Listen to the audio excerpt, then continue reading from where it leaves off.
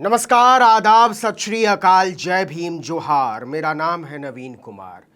नीतीश कुमार ने लगा डाली है भाजपा के दिल्ली दरबार में सेंध। एक तरफ खबर उड़ाई जा रही है कि महाराष्ट्र के बाद मोदी शाह की जोड़ी ऑपरेशन बिहार पर लग चुकी है, तो दूसरी तरफ नीतीश कुमार ने दहला जड़ते हुए पटना में एक ऐसा कारनामा कर दिखाया जिससे भाजपा हिल गई। इधर डिप्टी सीएम तेजस्वी यादव के खिलाफ सीबीआई नया कागज तैयार कर रही थी और उधर राज्यसभा के उपसभापति अचानक से पटना पहुंचते हैं और सीधे पहुंच जाते हैं नीतीश कुमार के सरकारी घर एक अड़े मार्ग। दोनों गले मिलते हैं और इसके बाद शुरू होती है सीक्रेट मीटिंग। बंद कमरे में दोनों नेता कोई 70 मिनट तक एक दूसरे से विचार विमर्श करते रहते हैं। जैसे ही यह खबर दिल्ली पहुंची, भाजपा मुख्यालय में तूफान खड़ा हो गया और सवाल उठ गया कि बिहार में आखिर चल क्या रहा है, क्या खिचड़ी पक रही है।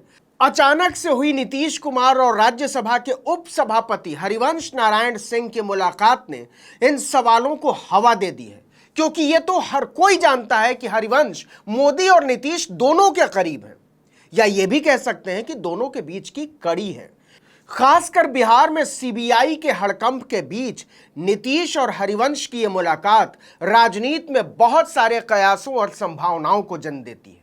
यह बात है 3 जून की शाम की और भाजपा की रात काली हो गई।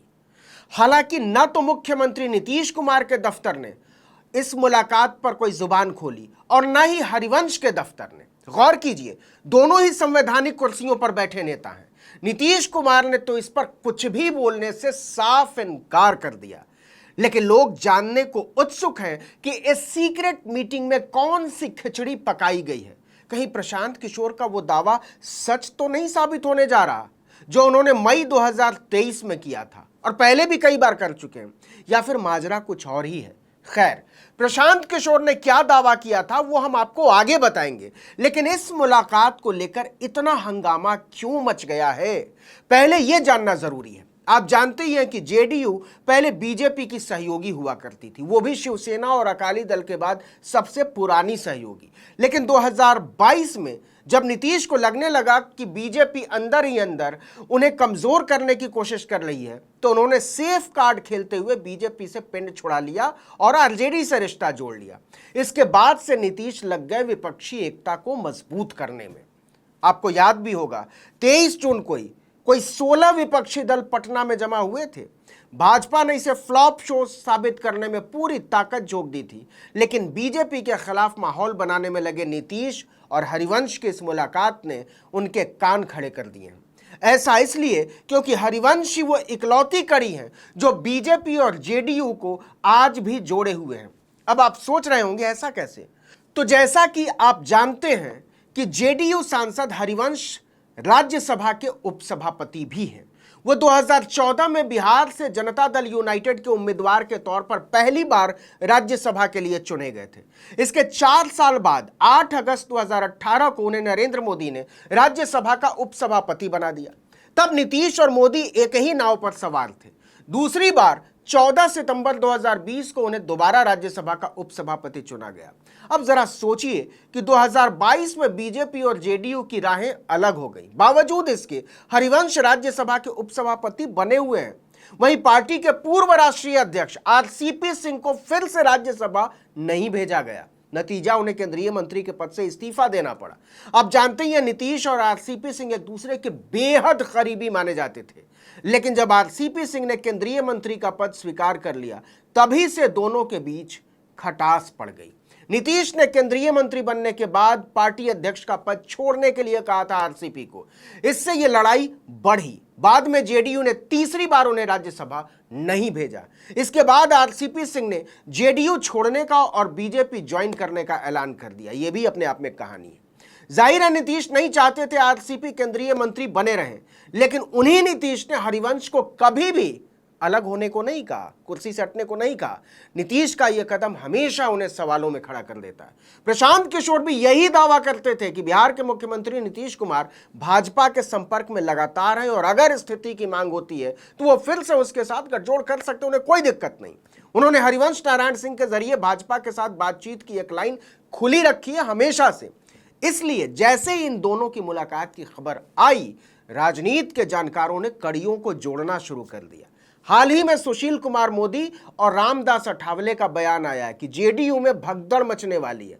इसके अलावा सीबीआई ने एक बार फिर से बिहार में भूचाल पैदा कर दिया है। लैंड फॉर जॉब्स केस में सीबीआई की नई चार्जशीट में डिप्टी सीएम तेजस्वी यादव का नाम जोड़ा गया है।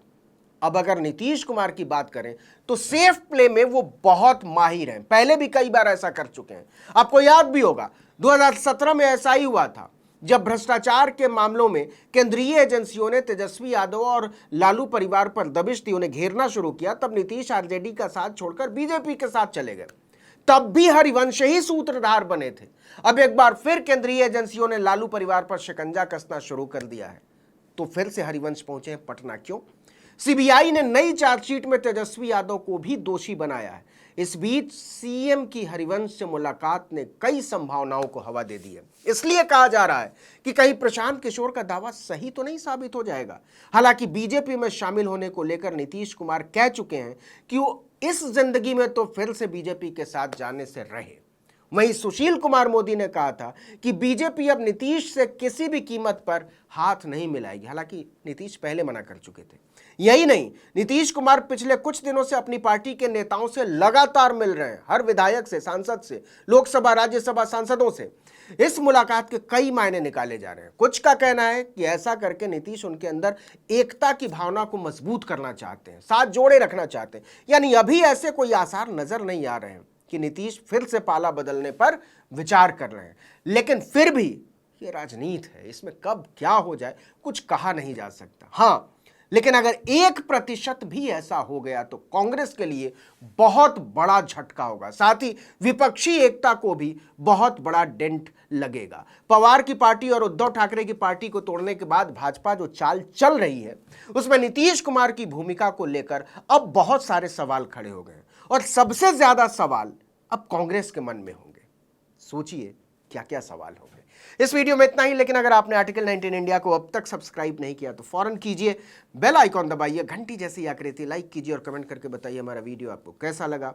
यूट्यूब पर देख रहे तो हमारे चैनल को सब्सक्राइब जरूर कीजिए, फेसबुक पर देख रहे तो हमारे पेज को लाइक कीजिए, इंस्टाग्राम पर देख रहे हैं तो फॉलो कीजिए और हमारा ट्विटर हैंडल है article19_India और मेरा ट्विटर हैंडल है नवीन जर्नलिस्ट। आप मुझे भी फॉलो कर सकते हैं। नमस्कार।